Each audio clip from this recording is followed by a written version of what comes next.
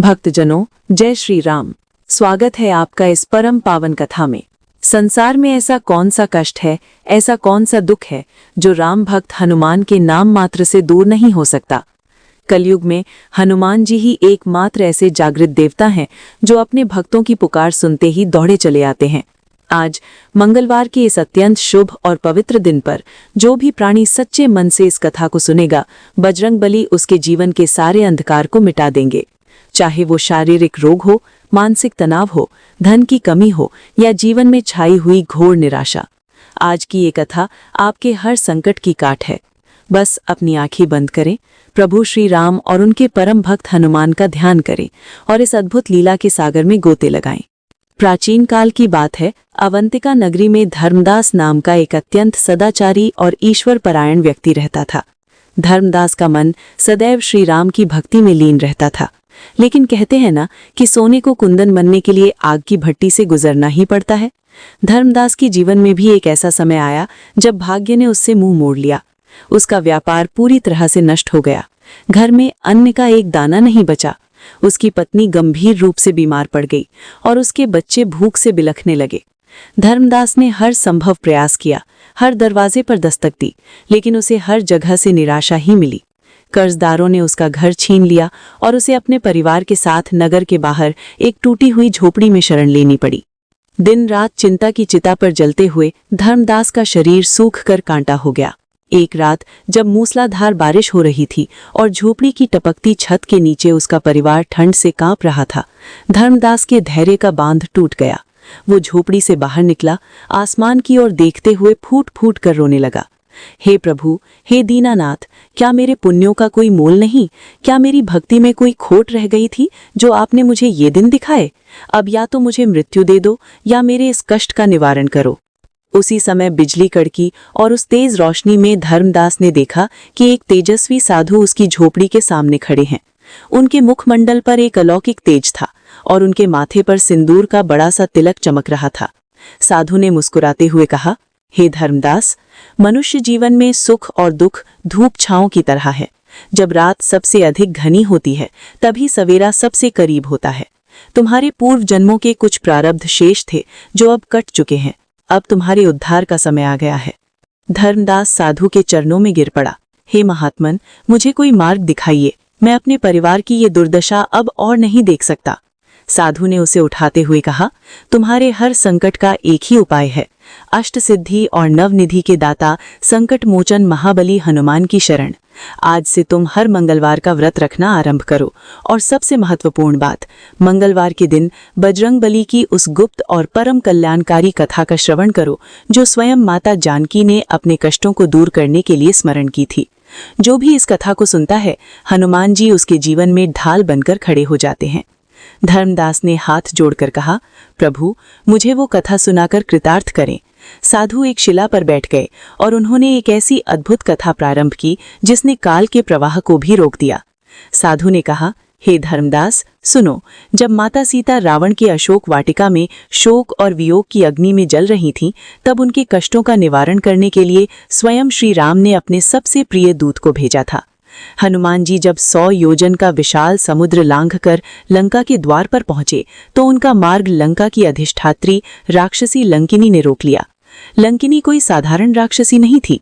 उसे ब्रह्मा जी से वरदान प्राप्त था कि कोई भी उसके रहते लंका में प्रवेश नहीं कर सकता।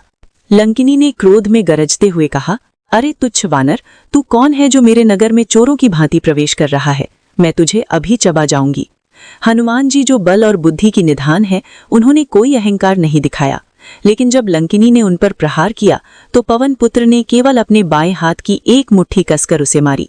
उस एक मुक्के के प्रहार से लंकिनी रक्त वमन करती हुई पृथ्वी पर गिर पड़ी।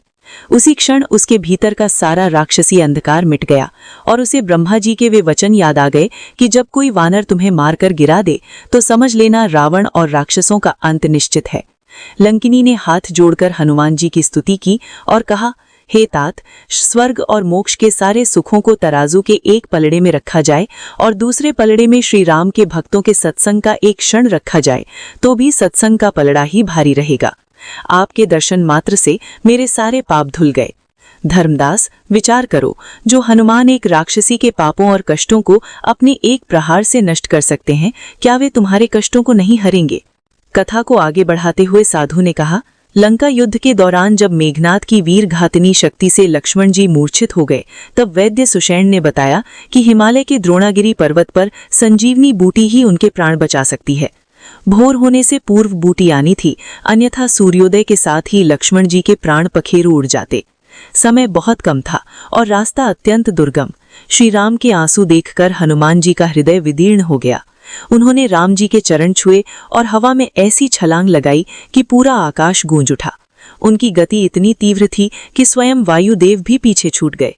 रावण को जब ये बात पता चली तो उसने मायावी राक्षस कालनेमी को हनुमान का रास्ता रोकने के लिए भेजा। कालनेमी जानता था कि हनुमान को युद्ध में हराना असंभव है, इसलिए उसने छल का सहारा लिया। रास्ते में उसने अपनी माया से एक अत्यंत सुंदर और मनोरम आश्रम बना लिया। चारों तरफ खिले हुए फूल, मीठे जल का सरोवर और मधुर स्वर में राम नाम का जाप। कालनेमी एक सिद्ध मुनि का वेश धारण करके बैठ गया। लगातार उड़ने के कारण हनुमान जी को थोड़ी प्यास लगी थी। जब उन्होंने नीचे राम नाम का जाप सुना तो वे आश्रम में उतर आए। छद्मवेशी मुनि यानी कालनेमी ने कहा, आओ वानरराज, मैं त्रिकालदर्शी हूँ। मैं जानता हूँ कि तुम राम के कार्य से जा रहे हो। पहले सरोवर में स्नान करके अपनी थकान मिटा लो, फिर मैं तुम्हें एक ऐसा मंत्र दूंगा जिससे तुम क्षण भर में हिमालय पहुंच जाओगे। हनुमान जी का हृदय अत्यंत निर्मल था। वे राम का नाम सुनकर मुनि पर विश्वास बैठ गए और सरोवर में स्नान करने उतरे। लेकिन जैसे ही उन्होंने जल में पैर रखा, जल के भीतर से एक विशाल और भयंकर मगरमच्छ निकला और उसने हनुमान जी का पैर जकड़ लिया। वो मगरमच्छ कोई साधारण जीव नहीं था, बल्कि रावण की माया थी। वो हनुमान जी को गहरे पानी में खींचने लगा। साधु ने अत्यंत ओजस्वी स्वर में कहा, हे धर्मदास, मकरी ने पूरी शक्ति से पवन पुत्र को पाताल की ओर खींचना चाहा, परंतु जो अपने हृदय में स्वयं त्रिलोकीनाथ को धारण किए हुए हो, उसे कौन हिला सकता है? हनुमान जी ने अपने एक ही प्रहार से उस विशाल मकरी का जबड़ा फाड़ दिया। मकरी के प्राण निकलते ही एक चमत्कार हुआ। वो भयंकर मगरमच्छ एक अत्यंत सुंदर अप्सरा में बदल गया। उसने हाथ जोड़कर कहा, हे अंजनी पुत्र, मेरा नाम धान्यमाली है। मैं मुनि दक्ष के शाप से मकरी बन गई थी। आज आपके दर्शन और स्पर्श से मेरा उद्धार हो गया। परंतु सावधान, बाहर जो मुनि बैठा है वो कोई संत नहीं, बल्कि रावण का भेजा हुआ मायावी राक्षस कालनेमी है। वो आपके प्राण लेना चाहता है। ये सुनकर हनुमान जी बाहर आए। कालनेमी आंखें बंद किए राम नाम का ढोंग कर रहा था। हनुमान जी ने अपनी पूंछ बढ़ाई और कालनेमी की गर्दन में लपेटकर उसे हवा में उठा लिया। अरे दुष्ट, तेरा ये कपट राम भक्त के सामने नहीं चल सकता। ये कहते हुए महाबली ने उसे इतनी जोर से घुमाकर फेंका कि कालनेमी सीधे लंका में रावण के सिंहासन के पास जाकर गिरा और उसके प्राण पखेरु उड़ गए। बाधाओं को चीरते हुए महाबली अंततः हिमालय के द्रोणागिरी पर्वत पर पहुंचे, लेकिन वहां एक नई समस्या थी। पूरी पहाड़ी पर अनगिनत जड़ी बूटियां थी जो रात के अंधकार में चमक रही थी। हनुमान जी संजीवनी को पहचान नहीं पा रहे थे और समय रेत की तरह मुट्ठी से फिसलता जा रहा था। जब बुद्धि और बल दोनों परीक्षा में हो, तब भक्त केवल अपने भगवान का स्मरण करता है।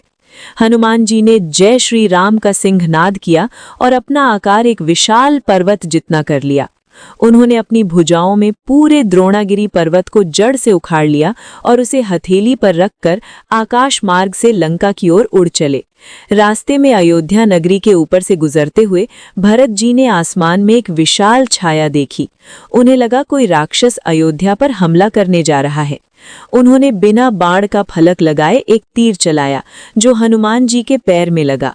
हनुमान जी हे राम कहते हुए पृथ्वी पर गिरे। राम का नाम सुनकर भरत जी दौड़े आए।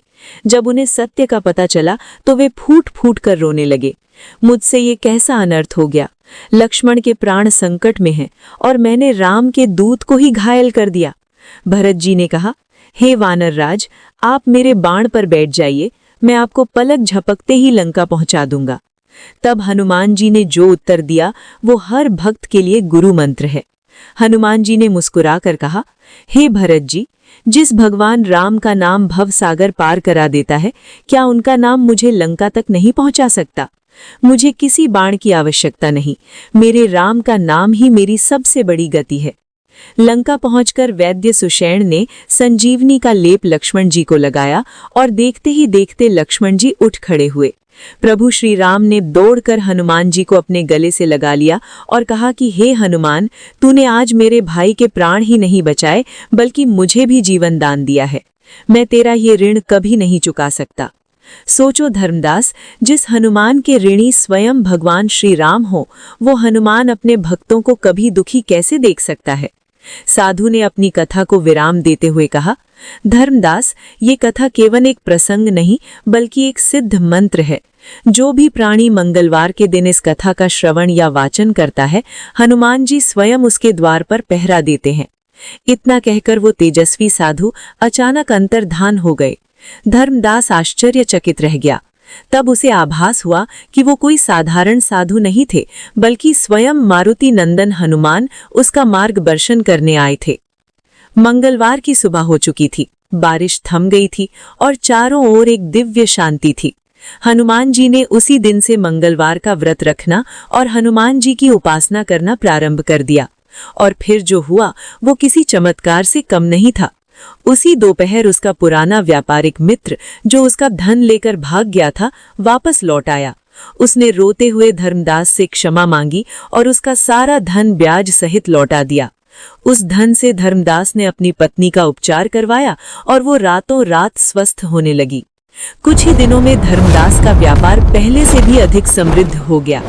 उसने नगर के बीचों बीच हनुमान जी का एक भव्य मंदिर बनवाया और अपना शेष जीवन राम नाम और हनुमान कथा के प्रचार में समर्पित कर दिया। भक्तजनों, धर्मदास की तरह ही हम सब अपने जीवन में किसी न किसी संकट रूपी अंधकार से घिरे रहते हैं। लेकिन याद रखिए, जहां राम भक्त हनुमान का नाम है, वहां कोई अंधकार नहीं टिक सकता। आज मंगलवार के दिन आपने इस पवित्र और मंगलकारी कथा का श्रवण किया है। बजरंग बली की कृपा आप पर और आपके पूरे परिवार पर बरसने वाली है। आपके घर की दरिद्रता, बीमारियां और सभी नकारात्मक शक्तियां आज ही से नष्ट हो जाएंगी। अपने दोनों हाथ जोड़कर पूरी श्रद्धा के साथ बोलिए, सियावर रामचंद्र की जय, पवन सुत हनुमान की जय, संकट मोचन महाबली की जय।